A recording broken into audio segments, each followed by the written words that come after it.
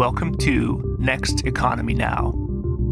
The goal of this podcast series is to highlight the leaders who are taking a regenerative, bioregional, equitable, democratic, racially just, and whole systems approach to creating the new economy. Hello, my name is Erin Axelrod, and I'm a partner at Lift Economy. I'm so pleased to welcome to the show Miss Olivia Watkins. Olivia is a social entrepreneur and impact investor. For the past 7 years, she has financed, developed, and operated environmental and social projects across the U.S. She currently serves as a co-founder and president of Black Farmer Fund, a nonprofit impact investing organization creating sustainable and equitable food systems by investing in Black farmers and food businesses of New York. She also serves as a board member for Sustainable Agriculture and Food Systems Funders, and previously for Soulfire Farm Institute. Prior to founding Black Farmer Fund in 2017, Olivia worked in several production roles at Soulfire Farm Institute and Kahumana Organic Farms, leveraging her environmental biology background to manage and grow environmentally regenerative and socially impactful business operations. Ms. Watkins has an MBA from North Carolina State University in financial management and a BA from Barnard College, Columbia University in environmental biology, which is really exciting because that's my alma mater too. She was also recognized on the 2021 Forbes 30 Under 30 Social Impact list and the GRIST 50. Olivia Watkins, welcome to the show. Thanks for having me. We are so glad you have chosen to join us. We would love to kick it off with you sharing in your own words your journey to this work. Yeah, so it definitely has been a series of twists and turns and unexpected events, but I ended up on this path of working with my team at Black Farmer Fund through, having several conversations with different farmers around lack of access to capital. And at that time, I was a full-time farmer. I had just done several farming jobs, and I was coming into a stewardship role of land and was just realizing how complicated it was to access capital.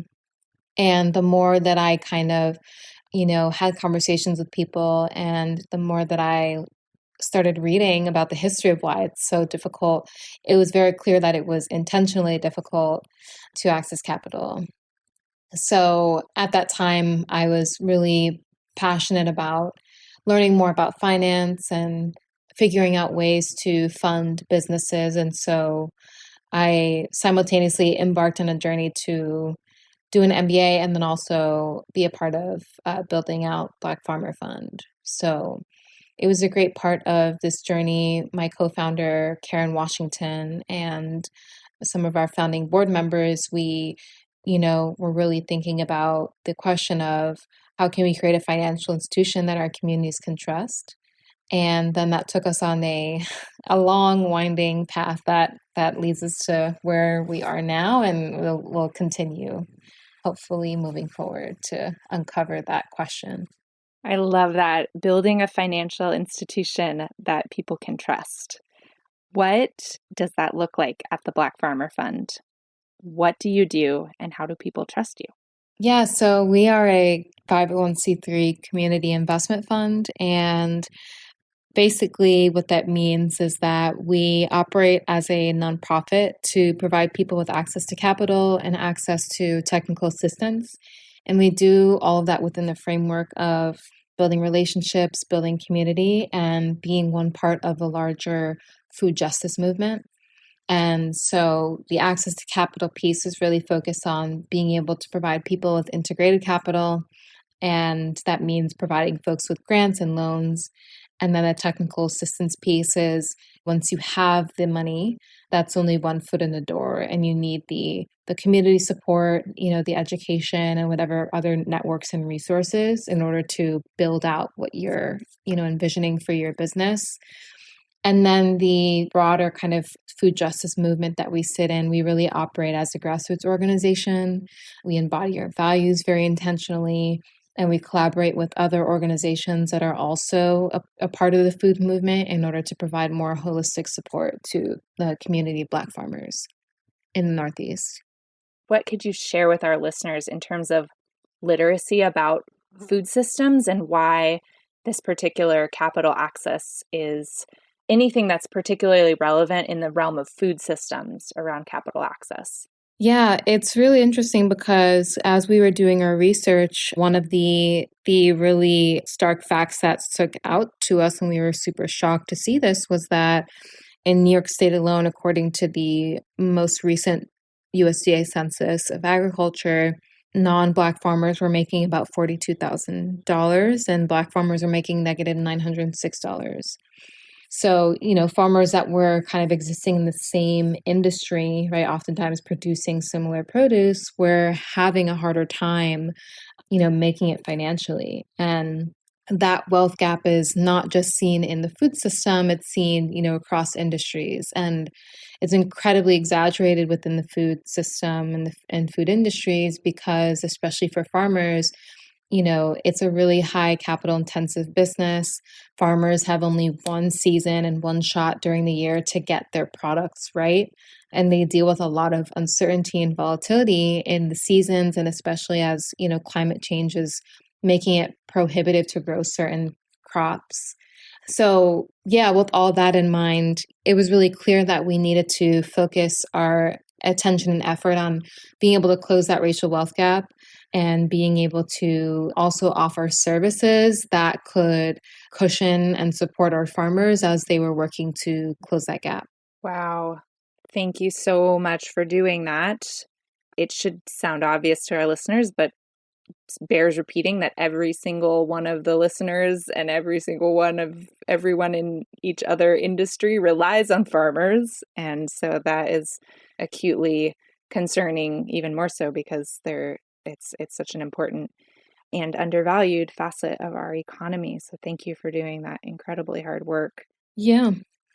There are lots of great people who, are on the team at Black Farmer Fund.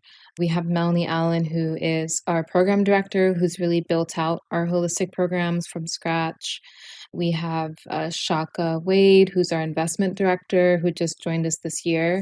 And, Shaka used to have a farm himself and is now coming out of Wall Street and looking to provide his skills to people that really, truly need it. And we have folks who are in comms, people who are in our operations, making sure that things go smoothly. And really, it takes a village in order to make this work happen. Could you share some stories for our listeners around some of the farmers that you've been able to support, and maybe even describe some of how did you grow from just an idea into your pilot fund and kind of what that journey looks like? Yeah, it was and still continues to be an iterative process because, again, our North Star is being a institution that our communities can trust. And so that is up for interpretation, to our community. And anytime we're out of alignment with that, we continue to find ways to adapt and pivot back to what matters to our community. And so, one of the big things that's been a part of not only deploying capital, but also just building out that trust, our relationship building that we've done through having community work days and coming out with a whole group of other Black farmers and food businesses who, are willing to get their hands dirty. And it's always great going to these different farms, especially when we go to the farms of, livestock farms, and all of our livestock farmers that are in community with us, will come and they'll exchange ideas and ask each other questions in order to kind of improve their own respective businesses. So that's been, I think, the most exciting part about the work is making space for farmers to connect with one another and build relationship with one another.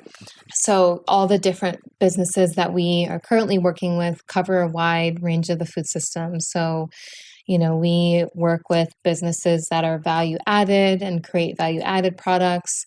We work with cooperative that serves halal meat to West African Muslims. And we work with, a 30-year-old apple orchard farmer. We work with livestock farmers. We work with new farmers as well who've, have years and years of training. And we also work with an herbalist that has a herbal education program and subsidizes a community garden for her surrounding community. And so it's been really interesting and beautiful being able to see the different ways that farmers and food businesses have not only focused on creating products, but also bringing their community in with them in order to build that community wealth. So a lot of our farmers try and subsidize produce for their community and, try to bring folks along with them in that journey of building that wealth. And what an incredible gift to the investors as well, to be able to invest in stuff that is so tangible. I'm thinking, could you talk a little bit about the investor side and how you found the investors and who are they and what type of people support, and any more you'd like to share on that? Yeah, so for our pilot fund, we launched that in 2021, and we raised about $1 million. Half of it was in grant capital and half of it was in a loan. Specifically, we were able to raise a program-related investment from one foundation, Sandy River Charitable Foundation, and they have been such a pleasure to work with. We are really, really picky about investors, even donors who we are, asking to partner and support us in this work. We want to make sure that their values aligned and make sure that they understand what we're doing, have a track record of, investing or granting to the type of work that we're doing. And so for us, for the pilot fund, it was more so about focusing on how can we trial out the community governance model that we did, and how can we trial out the investment note structures that we did, and focus on really being there for a community rather than having to deal with investor relations and all that. So we were really lucky to be able to partner with just one investor for our pilot fund. And so moving forward, we'll be launching a new fund, and this new fund will allow us to partner with more investors. And, we will have an application process that basically, develops a relationship of accountability to both parties, making sure that the investors and the donors understand kind of what their role is in participating in this work.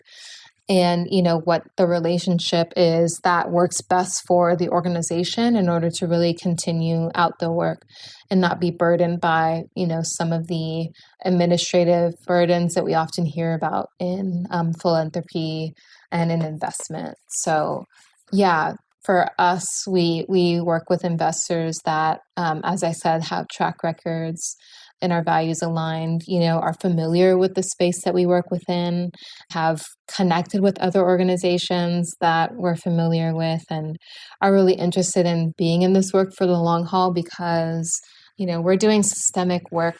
While we do have some pools of capital for mutual aid relief, because we're operating within a system that has created a scenario for Black farmers where they don't have friends and family money. So while we do have those mutual aid pockets of capital, ultimately, the real piece of the money that we move into these businesses is to create long-term systemic change. And it's going to take a long time in order to really see some of the shifts, not only at the individual business level, but also in the more systemic level.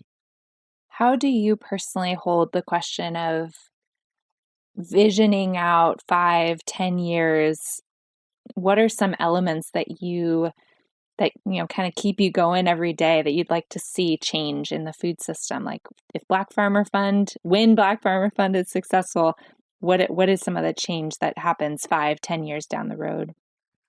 Yeah, that's a really great question. I think it really comes back to our values and how we are able to, demonstrate those values internally and externally, and how we're able to manifest that for our internal team and also for, the community that we're serving.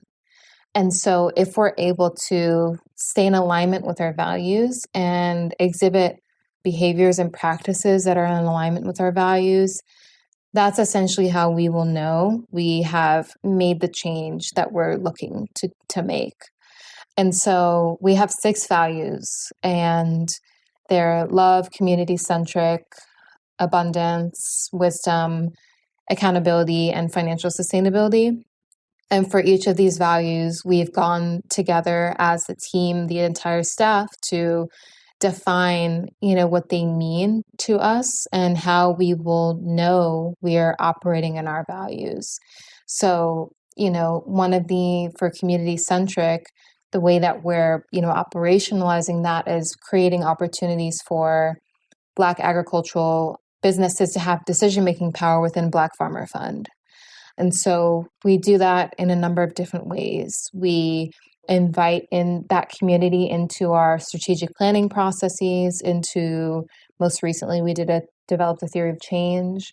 Our investment committee is community governed. We had, for our pilot fund, 12 Black farmers and food businesses have the final decision-making power around how the money was going out and to whom. And we also have a rapid response fund that's also governed by a committee of Black farmers and food businesses. So we're continuing to find spaces in the organization that give the power to the community that we're trying to serve. And that's really, one of the main pieces of our work, and I think what makes it so powerful. And then also to another value that we really prioritize, like, for example, wisdom. That value of wisdom to us means that we are seeking elder counsel and knowledge. We're seeking intergenerational leadership. We're seeking Afrocentric leadership, not only, internally in our organization, but also externally in the businesses that we work with and in the partnerships that we have with other organizations.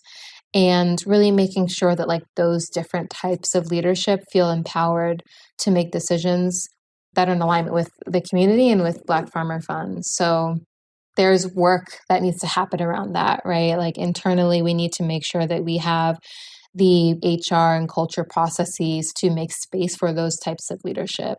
Externally, we need to make sure that part of our investment criteria and the ways that we're selecting businesses is prioritizing that type of leadership in the businesses that we're looking to invest in. So yeah, embodying our values is the first step. And, really the change that we want to create is, centered around kind of 3 different buckets. So the first bucket of the work is around being able to build community wealth and resources. So making sure that communities that have been, historically divested from have ownership, they have power, they have self-determination, they are networked and resourced. And then also, the second bucket is making sure that we have the tools in place to create that change. So making sure that we have all the investment software that we need, that we can deploy our funds successfully and efficiently, that we're able to make sure that there's education for folks, the tool of education to be able to be informed as they're taking investment, if they're considering investment. And then the final bucket that I kind of spoke to already around our values is making sure that the people and culture part of the organization is informed and feels valued and invested in. And so, this looks really like making sure that how we're, communicating our values is represented both internally and externally. We are who we say we are, and making sure that the larger community of BFF is supported by, institutional policies and practices that centralize accountability and decentralize power where it's harmful, uplift wisdom and leadership when it's, beneficial. And just making sure that those 3 buckets, based off of what I just shared, are able to, completely manifest. And once they do, we will be able to say, all right, we have made, the change that we want to see in the world. So incredible. There's a question coming up for me that I am just so curious about personally because of my own experience with kind of lived democracy and non-hierarchical organizing, and which it sounds like that's a big core piece of BFF. And I know you've had, because of your work with Soulfire Farm, who also has that sort of culture, and even maybe your experience with the Next Economy MBA. I'm curious if you've had experiences that are not that, and if you have any thoughts about the comparison between sort of a more traditional hierarchical culture and what you're creating at the Black Farmer Fund and what you've had the opportunity to experience, if there's anything you would share with our listeners about how those experiences compare and or lessons you've learned from that experience of creating a more democratic culture. Yeah, I think that's a great question because I think it's something that, we're still trying to figure out internally. I think for us, it's more so about like being able to name where power is and to be able to think critically about whether or not that power is helpful, or harmful to the organization and to the people in it. So, at Black Farmer Fund, we do have hierarchy, right? Why I am in the current role of president. And, we have a level of directors who lead different areas of work. And there is a hierarchy structure. Within that, though, there are different ways where we create circles and areas of work where the people who are, for instance, actually responsible for checking off the boxes, have the most power in how that work gets done and oftentimes have like final decision making on things. So, even though, for instance, I might be a manager of a specific area of work, person who is responsible for getting that work done, has more influence than me over how we're going to go about the work and oftentimes setting the budget.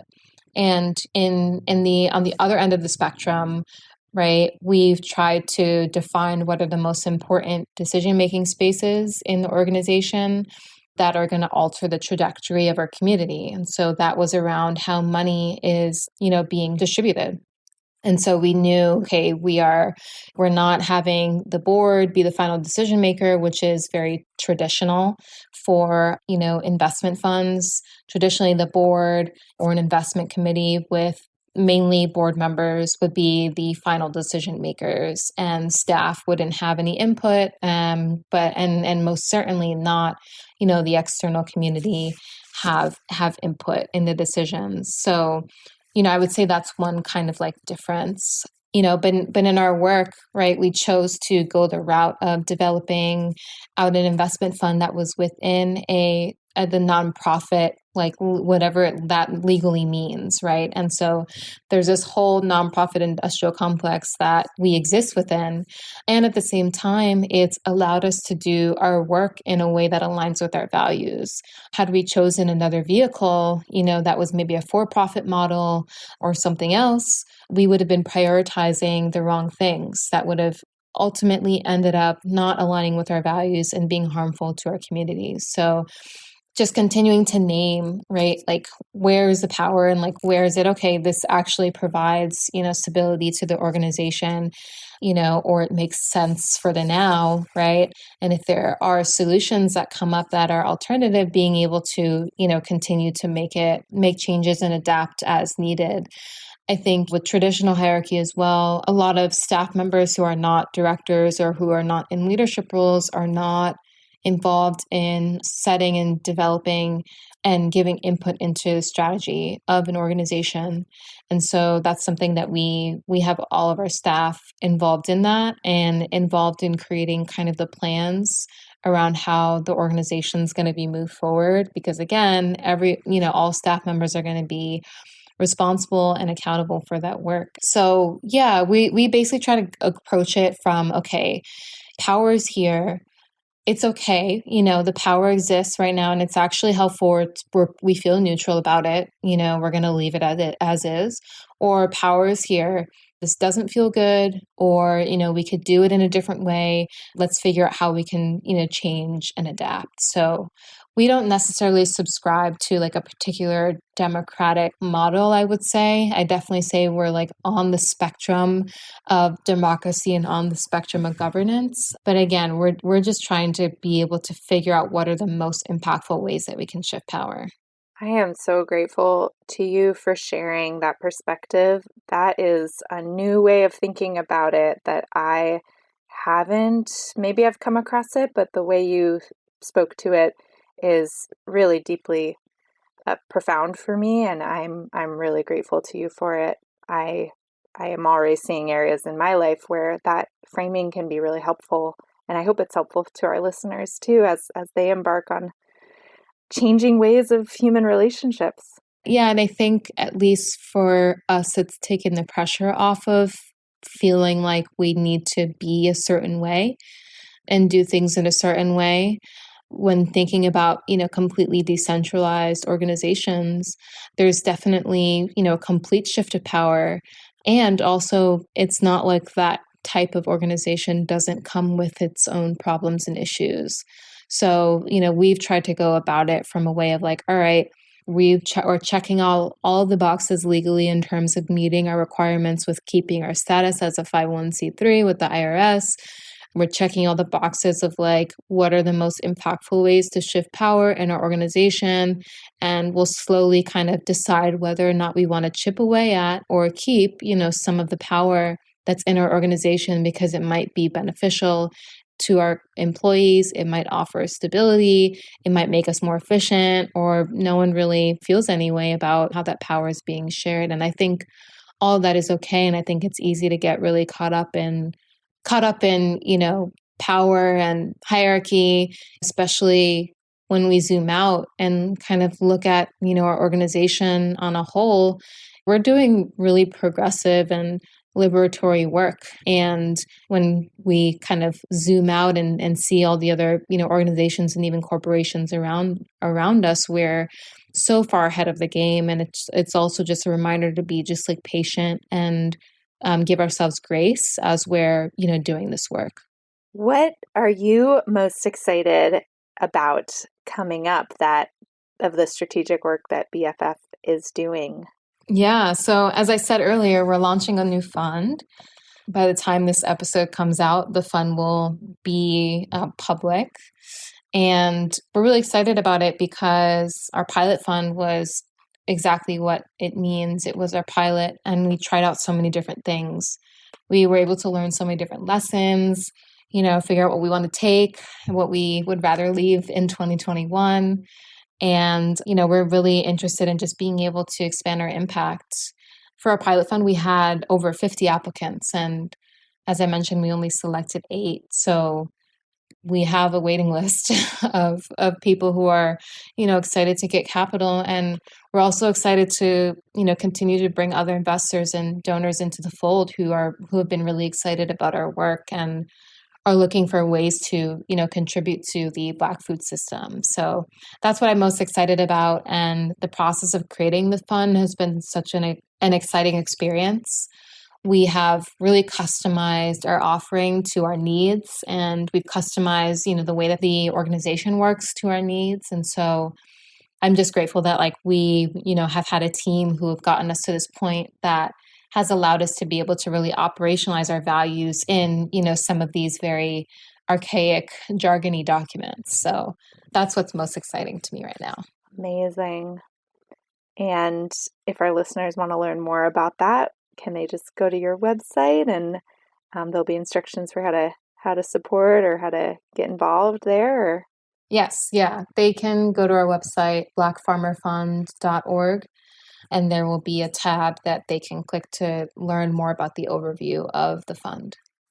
And we probably have to wrap our interview pretty soon. I have so many more questions. I know. I'm like, we could keep talking. I know, right? We could talk about so many aspects of the food system and how we relate to one another. I'm curious if there's anything that comes to mind how could our listeners support you and Black Farmer Fund? But what is the kind of like support, whether it be direct to the organization or just in general as people are living their lives? What kind of support do you need to grow this work?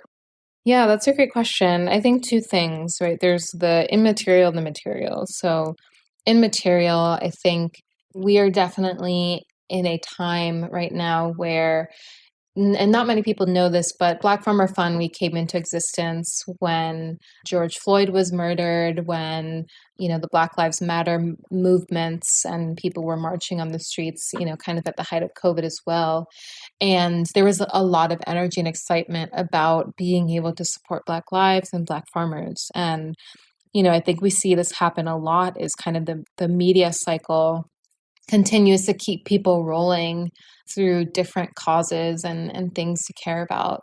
And I would just ask is for the listeners to really kind of think critically about what is a space or an issue or problem that they care very deeply about and that they're willing to commit over a long period of time to supporting.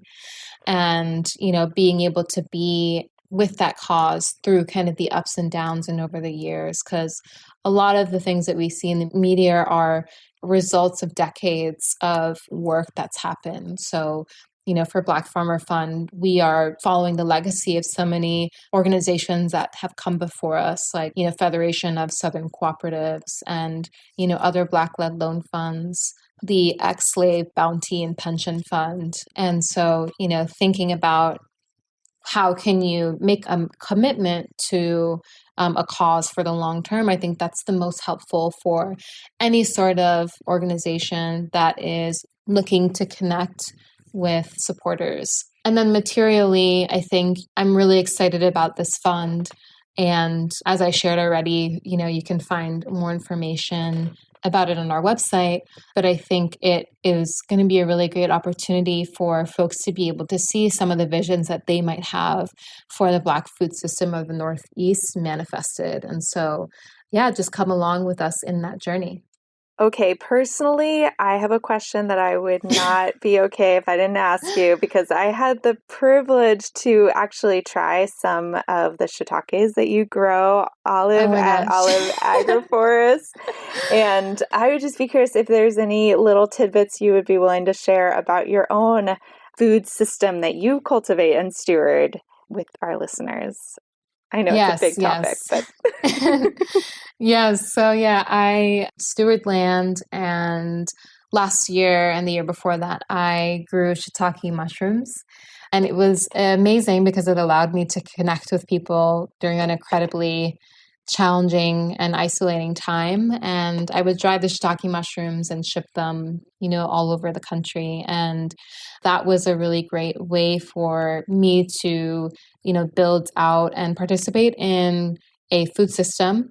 And particularly being able to participate in a food system that was that's working towards climate resilience. So the land that I steward is a forest. It's a 40-acre forest and has been mainly traditionally used for timber. And so, rather than kind of thinking of the traditional mindset of, okay, I'm going to cut all the trees down and put in row crops, I was on this journey of figuring out other food that could be grown in the forest without having to, take away some of the most powerful carbon sequesters in an area that is experiencing really intense deforestation.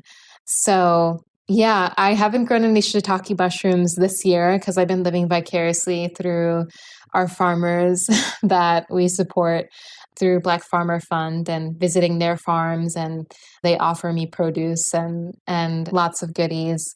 But yeah, this stewardship role that I have is going to be a lifetime role for me. And so I'm constantly, trying to find ways to operate, a climate resilient space that is not only beneficial for humans in the long term, but also that creates a space where wildlife can feel safe and where wildlife won't be disturbed and they have, peace as well. So that's my 2 cents into the food system. Thank you so much for that leadership, Olivia. It's Yeah, really inspiring. I know whenever I share that story for people who may not even have conceived that a piece of food can be grown in a way that actually regenerates ecosystems and really, grows such abundance for the whole forest ecology. I know people are pretty floored, and I'm grateful to you for that leadership. Is there anything that you would like to share that I haven't asked about yet that you'd like to maybe touch upon? Yeah, I definitely want to find ways to uplift the voices of some of my teammates at Black Farmer Fund. If you go to our website, blackfarmerfund.org, we have a blog, and some of my teammates have been able to produce articles where, through their own voices, they're able to share kind of what their critique is on the work and the food system and different news that has been shared about that's impacted the food system. And so, yeah, there are just lots of amazing thinkers and doers in the organization. So please definitely check out our blog on our website. How big is your team now? We have 8 people, about to be 9. Amazing. Yeah, I know. I think last time I checked in with you, it was still pretty small. So you've been growing. It was, last year the team was 3. And then we went to 5 at the end of last year. And so now it's 9, and it's been a great journey. Yeah, we'll keep sharing the learnings. I'd love to hear how that journey continues to go and how you, continue to cultivate that culture rooted in those 6 values you shared. Yeah, thank you so much for taking the time to share your story and your work with us and with our listeners. Just appreciating you. Yeah, thanks for having me, Erin. I don't know how many years I've been listening to your voice on this podcast, so it's a pleasure to finally be on it with you. Well, we'll have to have you back. Have a great rest of your day, Olivia. Thank you. Next Economy Now is a production of Lift Economy. To listen to all of our episodes, go to lifteconomy.com/podcast. That's LIFT economy.com/podcast. You can also sign up for our monthly newsletter at lifteconomy.com/newsletter. Please also rate and review our podcast on iTunes, Spotify, Stitcher, or wherever you get your podcasts. Thanks for listening.